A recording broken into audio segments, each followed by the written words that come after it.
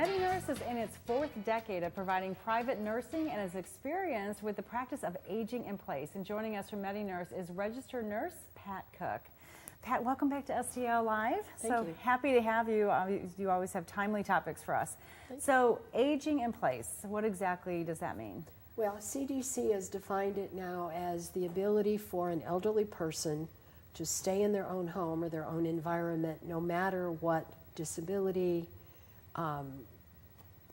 economic status, that there are ways to accommodate that staying in home no matter what their barriers might be. So are there any studies that show that it's better to stay at home versus going to a retirement home or an assisted care facilities, or is it just what people prefer to do? I think it's preference. Some people prefer the more social aspect of a senior living space or a retirement community, and other people were never maybe very social to begin with. Yeah.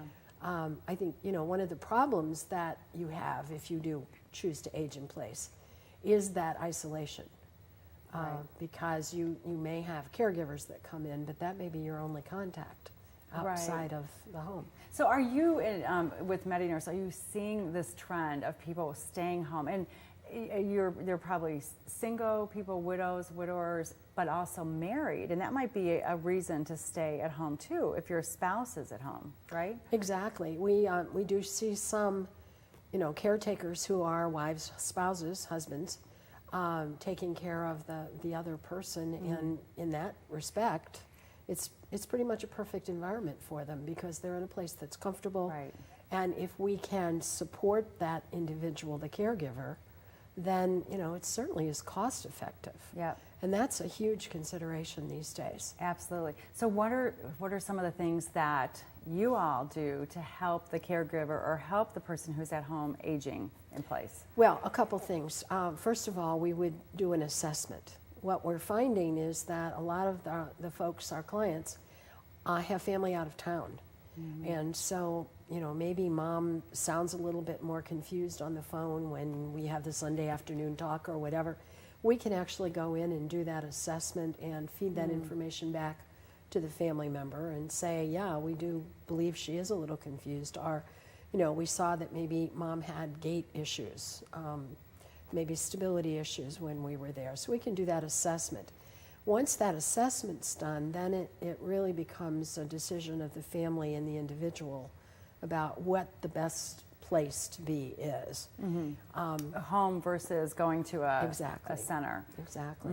And we have always tried to stress to families to include the professional caregivers. So the doctor should be involved in that discussion too in terms of an assessment. Their input into that assessment about what's really going on. Are there too many medications? Do we think maybe medications aren't being taken properly? And those are all things that the physicians can reflect on too with the So it seems like there's two things going on. There's adapting the environment, but also monitoring the person. Correct, and that's really where we come in the monitoring piece. The monitoring. Okay, and what about the adapting? And making it so the person who is unstable isn't likely to fall. Do you refer that to another organization or to the family to take care of those needs? Well, we can involve physical or occupational therapy folks. Our nurses, our more senior staff are really very good at that. Adaptive devices, a lot of it's just pretty basic. It's taking up the throw rugs. So maybe so that sounds basic to you, but I don't think people would think that necessarily, So tell us some of those things. I hate throw rugs. They're the they're bane of our existence. They are a trip hazard. Yeah.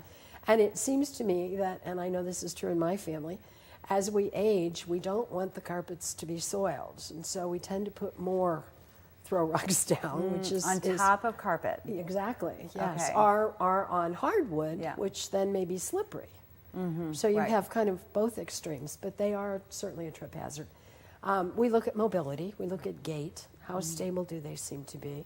We look at devices. One of the biggest hazards to the elderly is getting in and out of a bathtub with a high side. And you see the ads for the walk-in tubs. Well, not everyone obviously can afford that. Right.